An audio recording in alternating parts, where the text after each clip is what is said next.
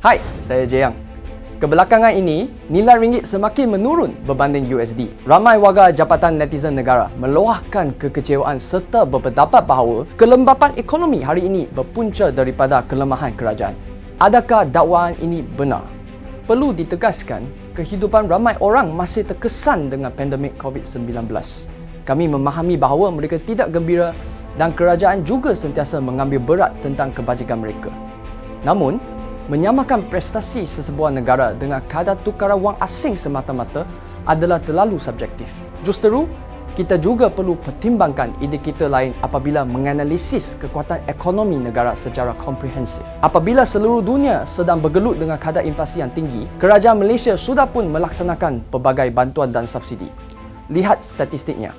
CPI Kesatuan Eropah 9%, Amerika Syarikat 9%, Thailand 8%, Singapura 7%, Filipina 6%, Indonesia 4%, China 3%. Manakala CPI Malaysia sekadar 3%. Ia dapat dilihat bahawa berbanding negara-negara lain, strategi pemberian subsidi kita terbukti efektif. Sebab itulah kadar inflasi kita masih terkawal. Seterusnya, keluaran dalam negara kasar GDP suku kedua kita telah menokok 8.9% berbanding tempoh yang sama tahun lepas, turut melebihi jangkaan. Gubernur Bank Negara Tan Sri Noor Samsia berkata, walaupun permintaan luar mungkin terhalang disebabkan pertumbuhan ekonomi global yang semakin perlahan, namun ekonomi negara terus menerima manfaat daripada permintaan domestik yang sedang meningkat naik. Selain itu, kadar pengangguran negara telah turun ke 3.7% pada Julai, iaitu yang terendah semenjak pandemik COVID-19 mula melanda. Nilai ekspor terus meningkat dengan pertambahan 2 digit selama 12 bulan berturut-turut. Pelaburan langsung asing FDI bagi 2022 telah melebihi 800 bilion ringgit apabila suku kedua mencatatkan FDI sebanyak 836.2 bilion ringgit. Lebih 24.1 bilion ringgit berbanding suku pertama. Indikator makroekonomi di atas membuktikan bahawa asas ekonomi negara tetap kukuh dan pelabur asing berasa yakin dengan masa depan negara. Ini menunjukkan hala tuju negara berada di landasan betul. Tidak dinafikan, mungkin ringgit setakat ini lemah sikit.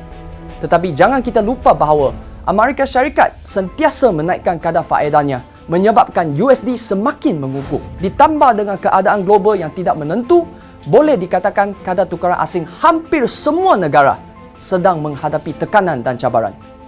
Mata wang utama berikut semuanya menyusut berbanding USD. Rupi India dan dolar Australia menyusut 7%.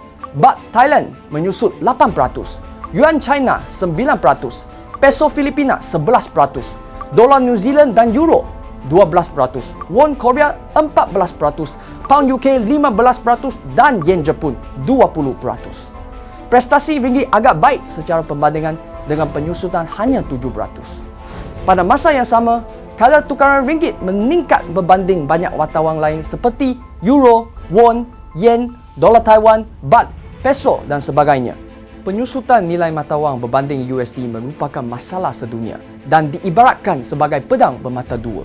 Sebagai negara pengeksport terkemuka Asia, Malaysia turut menerima kesan positif penyusutan nilai ringgit apabila produk ekspor negara menjadi lebih berdaya saing. Namun, pada masa yang sama, pengimport pula terpaksa berdepan masalah yang tidak dapat dielakkan. Kami memahami situasi yang dihadapi oleh para pemain industri pelbagai bidang. Oleh itu, kami telah memperkenalkan satu siri dasar peduli rakyat untuk meringankan masalah yang dihadapi.